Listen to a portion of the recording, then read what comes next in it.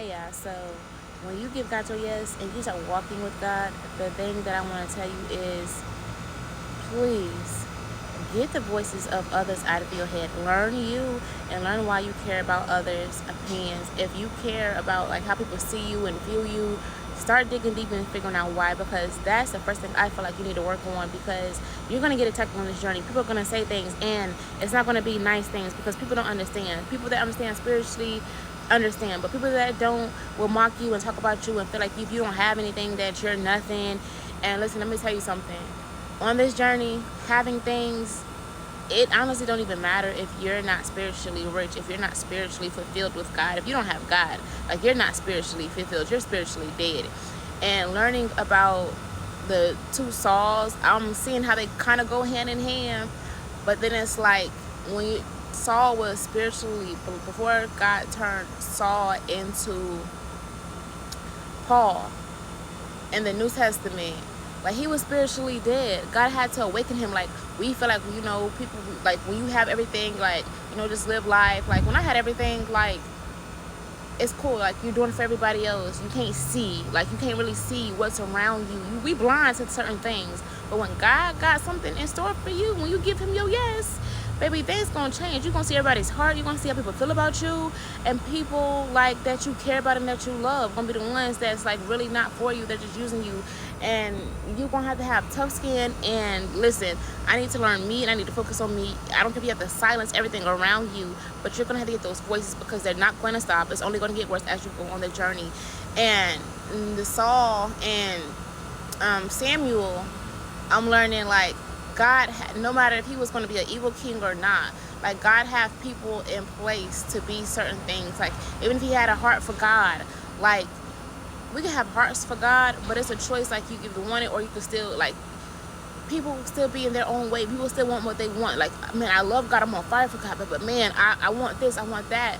And when you have disobedience in you, God is going to bring you down. God's going to take you out of position. And now we're in a place that God is rising his children up. But you got to see yourself the way that God sees you. You're going to have to learn and unlearn some things within you. But getting the voice of everyone else out of your head is the first one. And God is rising us up to be who he called us to be. We're not going to miss a mark. And even if we do, say, God, listen, help me to see myself the way that you see me. Help me in every areas of my life that I need you. Help me, like, to the things that I'm blinded to. And when God starts opening up your eyes spiritually, when you can see and when you can hear, let me tell you something. The only person that matters, that voice that matters, is God. And how you see yourself. How do you love yourself? Once God starts opening up your eyes to love, like, to love you and to embrace you, you better hold on to that alone. Hold on. Did you write your letters? Nope. Go in the house. My daughter. The only voice that matters is the one that God is putting in your head. When you see God the way that when you see God, when you see yourself the way that God sees you and how he created you, listen, it's going to be on a whole level. So people talk about you, it's not going to matter, because certain things, we're going to have to go in the season of lack for a while. Like, in order to get the glory and to be heirs of God, we have to endure what Jesus did. If you can't endure anything that Jesus did, no trials and tribulations, and you always complaining, trust me, you'll never see the glory of God. You'll never be the heir. You'll never be where you need to be. You might get blessed. You might have this and that, but you will never be where you need to be spiritually. You won't be fulfilled the way that God has you fulfilled. It's time that we get the voices out of everybody. Like, that's the first thing that I learned, because it's like, now, like, people say stuff, it just, like, it's funny to me, because, like, man, you couldn't walk the walk or talk the talk or walk in my shoes for a day. You'll be like, bump a week, baby. You'll be saying in 2 hours, maybe an hour, like, you can have your life back. Because people think that, like, well, you're lacking this, you don't have this. But baby, when people find out how valuable you are, that's what pissed them off even more, because it's like, yeah, you think that, I'm vulnerable. And that's why I say, like, listen, the help that God's been having come my way has been mostly from guys, and they feel like, but see, I know how God used me. And even if it's like with companies or even certain women, like, God just, like, it's when you know how God used you, you don't have to keep telling nobody. But I know how God used me, and it's just like, I'm a light that's gonna bring out the darkness. I'm a disruptor, and I don't care. Like, I speak the truth. Like, I'm not finna sugarcoat nobody. I'm not finna keep nobody in their comfort. And I'm not finna sit up here, oh yeah, babe, I'm finna tell you the truth.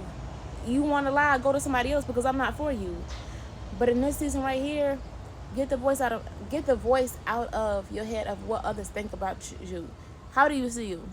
Do you love you? And if you don't, it's okay. Admit that and figure out why you don't. It's time to get to the root issues, because while you go on this journey, you're going to need this man. And you are loved. You are worthy. God made you fearfully and wonderfully made. God made you enough. God created you in his image. So when you see yourself the way that he sees you, nothing else will matter. But to be in position, to be qualified for what God has qualified you for, even if you're not qualified physically, if you don't have the degree, if you don't have the money, trust me, you don't need none of that. When you got God, you don't need none of that. Just like the lady with issue of blood, she suffered for 12 years. Baby, we might have to go through some suffering. God ain't never say put a timeline on what we had to go through, for how long we had to go through. Or you might be in a season of lack, you might be in a season of, going from job to job. You might be in a season of you can't work, you can't do nothing.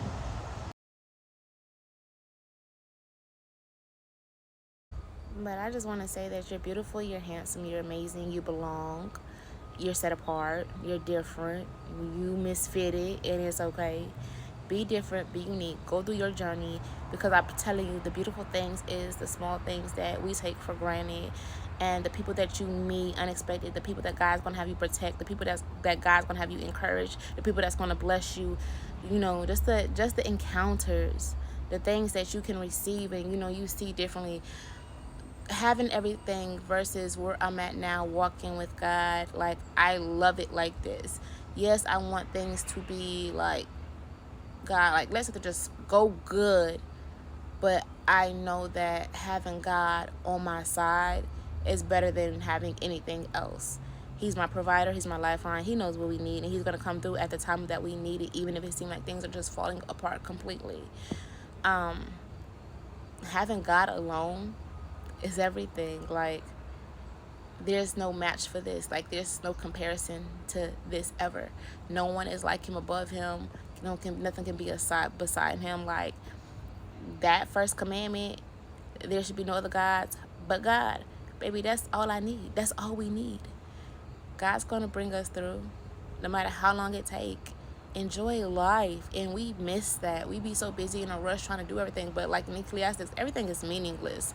Love who you can, enjoy who you can, separate who you can. And one thing too, like, sometimes we gotta see, like, on this journey, as we're learning us, we gotta notice too when we're holding on to something for too long. Like, don't hold on to something that's not meant for you. When you see how God sees you and how he treats you, and how such a father, a gentleman, a best friend, the lifeline, you'll start seeing, like, when people start coming in your life, like, okay, they're either here to be a Judas to push me to where I need to be, or they on assignment, to get me discouraged, to block my blessings. But like, when you see that, see if you need it, and if you don't need it, bye-bye, adios. Like, you got to get out of my life. I don't need you.